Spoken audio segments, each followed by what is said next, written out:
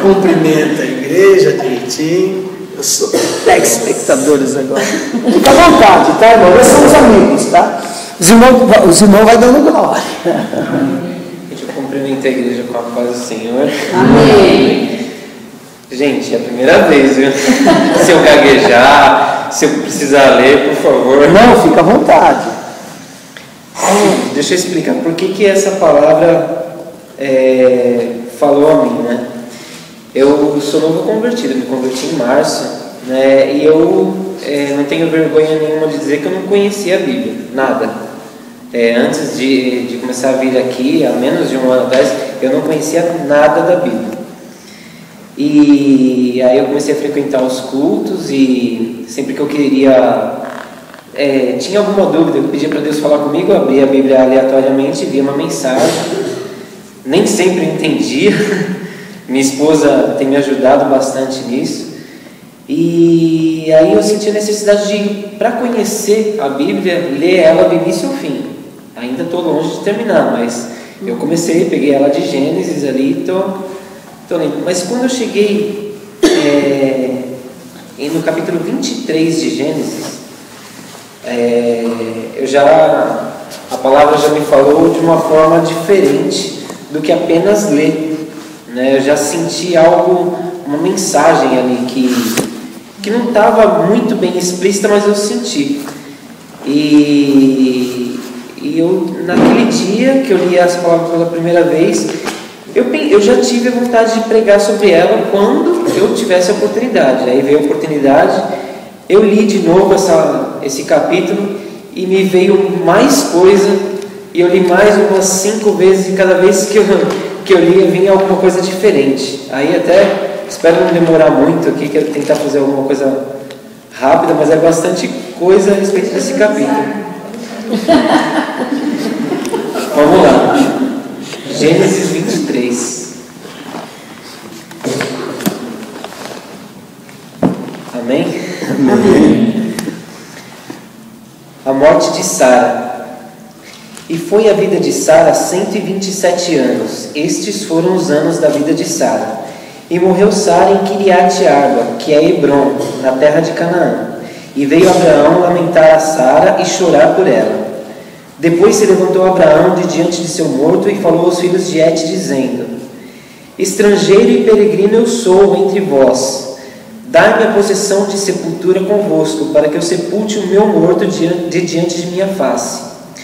Responderam os filhos de Et a Abraão, dizendo: Ouve-nos, meu senhor, príncipe de Deus és no meio de nós. Enterra o teu morto na mais escolhida de nossas sepulturas. Nenhum de nós te vedará a sua sepultura, para enterrares o seu morto. Então se levantou Abraão, inclinou-se diante do povo da terra, diante dos filhos de Et, e falou com eles, dizendo: Se é de vossa vontade de que eu sepulte o meu morto de diante de minha face, ouvi-me e falar para mim a Efrom, filho de Zoar, que ele me dê a cova de Maquipela, que tem no fim do seu campo, que me dê pelo devido preço, em posse de sepulcro no meio de vós. Ora, Efrom estava no meio dos filhos de Et, e respondeu Efrom a Eteu a Abraão, aos ouvidos dos filhos de Et e de todos que entravam pela porta de sua cidade, dizendo: Não, meu senhor, ouve-me, o campo eu te também te dou a cova que nele está, diante dos olhos dos filhos do meu povo te dou, sepulta o teu morto. Então Abraão se inclinou diante da face do povo da terra e falou a Efrom aos ouvidos do povo da terra, dizendo: Mas se tu estás por isso, ouve-me, peço-te o preço do campo, e eu o darei. Toma-o de mim, e aí eu sepultarei ali o meu morto. E respondeu Efrom a Abraão, dizendo-lhe: Meu senhor, ouve-me. A terra é de 400 ciclos de prata. O que é isso entre mim e ti? Sepulta o teu morto. E Abraão deu ouvidos a Efrom, e Abraão pesou a Efrom a prata que tinha falado aos ouvidos dos filhos de Et, 400 ciclos de prata, corrente entre mercadores. Assim, o campo de Efron, que estava em Macpela, em frente de Manre, o campo e a cova que nele estava, e todo o arvoredo que no campo havia, que estava em todo o seu contorno ao seu redor, se confirmaram a Abraão em possessão diante dos olhos dos filhos de Et, de todos os que entravam pela porta de sua cidade. E depois sepultou Abraão a Sara, sua mulher, na cova do campo de Macpela, em frente a Manre, que é Hebron, na terra de Canaã. Assim o campo, a cova que nele estava, se confirmaram a Abraão, em possessão de sepultura pelos filhos de Et. Amém? Amém. Bom, parece até ser uma palavra difícil de ser entendida. Então, eu consegui tirar 3 mensagens dessa palavra. Aliás, eu gostaria de repetir o versículo 13. E falou a Efron aos ouvidos do povo da terra, dizendo: mas se tu estás por isso, ouve-me, peço-te o preço do campo e o darei, toma de mim, e aí sepultarei ali o meu morto. Bom, todos conhecem aqui a história de Abraão, e todos sabem que Deus fez uma grande promessa a Abraão. Alguns acham que a promessa que Deus fez para Abraão foi de dar o filho que ele sempre quis, e depois veio a ter Isaac. Na verdade, não. Na verdade, a promessa é que faria dele uma grande nação, e que daria a semente dele àquela terra, a terra prometida. Está lá em Gênesis 15, 18. Inclusive, na promessa, Deus fala dos povos que ali estavam, né? Ele cita o povo Eteu, Jebuseu e Cananeu, que seriam também da semente de Abraão. Isaac foi só o meio de que essa promessa se cumprisse. Então, quando Abraão está sentindo a dor da morte da esposa dele, ele vai na frente do povo, ali na entrada da cidade, e ele diz o seguinte: peregrino e estrangeiro eu sou entre vós. Naquela época, os estrangeiros, ele veio da Mesopotâmia, né, quando a terra idólatra da família dele. E ele estava em Canaã, ele estava na terra prometida. Hebron, onde ele estava, fica a 30 quilômetros do sudoeste de Jerusalém. Ele estava, como distância daqui onde eu moro, pertinho de Jerusalém. Ele estava já na terra prometida. Mas como ele era estrangeiro, ele não, apesar de ter alguns direitos na terra, ele não tinha o direito de posse. Ele tinha direitos limitados. Por isso ele afirma que ele era estrangeiro e peregrino e precisava de uma sepultura. E com essa compra, ele comprou essa sepultura. Na vida inteira dele, foi a única porção da terra prometida que ele teve, né, em virtude da promessa de Deus para ele, até a morte dele, que se dá lá no capítulo 25, que ele também é enterrado, sepultado nessa cova. É a única parte da terra prometida que ele tem realmente a posse. Bom, essa história ela se repete com grandes homens de Deus, como José também. Ele foi até o Egito, mas ele pediu no leito de morte dele que o povo, quando voltasse para a terra prometida, levasse os ossos dele. Ele foi realmente sepultado na terra prometida. Depois da sua morte, ele esteve na terra prometida. A mesma coisa de Moisés. Moisés, na verdade, ele chega a avistar a terra prometida e ele é arrebatado por Deus, né? A gente não sabe, Deus guardou esse mistério para ele, mas ele chegou à sua terra prometida após a sua morte, né? Só que no Evangelho de João 14, Jesus também faz uma promessa para a gente, assim como Deus fez a Abraão. E ele diz, entre outras coisas, que o meu reino não é desse mundo. E eu virei novamente e os levarei para mim mesmo. Né? Então Jesus está aqui nos prometendo uma terra também. Né? Só que a nossa terra prometida, a que ele fala aqui, é a salvação. Sim. Né? Então a salvação através de Jesus é a nossa terra prometida. É a promessa que Jesus fez para nós, diretamente para nós. Aleluia. Né?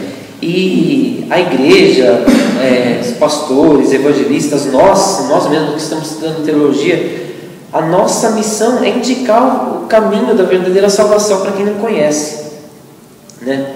Às vezes as pessoas vêm até a igreja por razões que não é realmente a salvação, pelo fato de não conhecer. Vem porque está passando dificuldades financeiras, dificuldades na vida conjugal, por dor, por saúde. São razões erradas, entre aspas, mas que não é ruim a pessoa vir. É um meio que Deus faz de trazer para a pessoa aqui, e que aqui ela entenda, aprenda que, na verdade, ela tem que estar em busca da salvação, né? Aqui as pessoas ouvem a palavra e se convertem porque é aqui que é ensinado o caminho. Então essa aqui foi a primeira mensagem que eu tirei dessa palavra, que assim como Abraão só descansou na terra prometida após a sua morte, né, a gente tem uma terra prometida também, que é a salvação, né, que aqui é passageiro. A segunda mensagem assim, que o povo de Canaã ali sabia da intimidade que Abraão tinha com Deus, tanto que considerava ele príncipe de Deus, né? E um Eteu, que é Efron, ele diante dessa admiração que tinha por Abraão, quis lhe dar o direito de sepultar a Sara de graça naquela sepultura, né? Mas Abraão, mesmo o Eteu querendo dar a sepultura para ele insistiu: não, me dá o preço, eu quero saber o preço e eu pago, né? Então ele pagou o preço da terra prometida dele, né? Então Abraão já ensina aqui para a gente que a salvação não vem de graça, a terra prometida não vem de graça, é necessário pagar um preço também, né? Jesus, ele pagou o preço por nós, ele se entregou na cruz por nós, mas a gente tem que fazer a nossa parte também, né? Então há necessidade de nós, cada um de nós, pagar o preço da salvação, e tem várias maneiras de pagar esse preço, e é o preço de ser honesto, é o preço de louvar a Deus, de orar, de fazer a leitura da palavra, de ter temor a Deus, de resistir ao pecado, às tentações, que é o mais difícil. A gente vive constantemente lutando contra contra o pecado, né? A busca da santidade, tem que pagar o preço de ofertar, de dizimar, de ter paciência com os irmãos, com a esposa, no trânsito, no trabalho, como Jesus ensinou, de amar a Deus sobre todas as coisas e ao próximo como a si mesmo, né? De ser um verdadeiro adorador. Então foi essa segunda mensagem que eu vi nessa palavra, que é necessário pagar o preço. E a terceira e última mensagem, aí tem algo que eu descobri depois de alguma pesquisa. Bom, a gente vai chegar lá. Em João 16:33, Jesus disse: no mundo tereis aflições, mas tende bom ânimo, que eu venci o mundo. Aqui Jesus nos descreve o mundo como um inimigo que ele venceu. Então às vezes a gente se preocupa tanto com as coisas do mundo. O mundo é um inimigo vencido já, Amém. Por Jesus. Cabe a nós vencer isso também, né? O mundo é um obstáculo à salvação. Jesus, assim, ele quem passa por aflições aqui? Quem passa? Glória a Deus, você está vivendo a promessa de Deus. Jesus disse que vocês iriam passar aflições no mundo, né? E esse Eteu que quis dar o direito de sepultura para Abraão, ele era do mundo, ele era um Eteu, ele era de uma das nações que, na promessa de Deus para Abraão, o povo de Israel ia lá, ia dominar, ia tomar aquela terra do povo Eteu, do povo cananeu. Então aquela terra já estava prometida para Abraão, e aquele povo era do mundo, né? E na verdade, como Abraão era peregrino, ele não tinha a terra em si, Na verdade, ele não quis dar o direito de sepultura porque ele era bonzinho. Na verdade, ele quis impedir que Abraão comprasse um pedaço da terra e tivesse o direito da terra. Porque ele comprando a terra, que ele não tinha, ele comprando a terra, ele já não seria mais peregrino. Ele seria dono da terra. Sim. Ele teria mais direitos. Então ele não estava sendo bonzinho. Tanto que quando ele deu o preço, ele deu um preço altíssimo. Eu fiz a conversão, esqueci de colocar aqui no esboço. Era um preço altíssimo para a época. Se ele quisesse mesmo facilitar as coisas para Abraão, ele daria um preço simbólico. E não, ele deu um preço muito alto. E Abraão não hesitou em pagar. Ele sabia que era um preço, ele não pechinchou. O Eteu queria até ouvir uma contraproposta, e não foi isso que Abraão fez. Ele pagou o preço. E então, da mesma forma, como aquela terra já estava destinada a um dia ser para Abraão, Jesus já se entregou na cruz para que a gente tenha salvação. Então da mesma forma que aquela terra já estava destinada a ele, a salvação já está destinada para nós. Mas o mundo, como aquele Eteu, ele vai tentar seduzir a gente para que a gente não pague o preço. Vai tentar seduzir para que a gente não pague o preço e não tenha essa salvação. Cabe a nós ser firmes para pagar esse preço, irmãos. Então, a mensagem está terminando já, que eu vi aqui, que a gente precisa se preocupar muito com a nossa salvação. Assim, deixar de lado um pouco, às vezes quando a gente vem para a igreja pedindo a nossa prosperidade aqui nesse mundo, né? Até porque Deus, como nosso Pai, Ele quer o melhor para a gente. E às vezes uma bênção aqui talvez nos afastaria do caminho da salvação. Ele conhece o nosso coração até melhor do que a gente mesmo, né? Então Ele sabe, as bênçãos nesse mundo virão através de Deus. Deus nos dará sim, mas a partir do momento que essa bênção não vai afastar a gente do caminho que Ele reservou para nós, o caminho da salvação, até porque o abençoador é infinitamente maior do que a bênção que Ele pode entregar, né? Então era essa a mensagem que eu queria passar para vocês. Glória a Deus!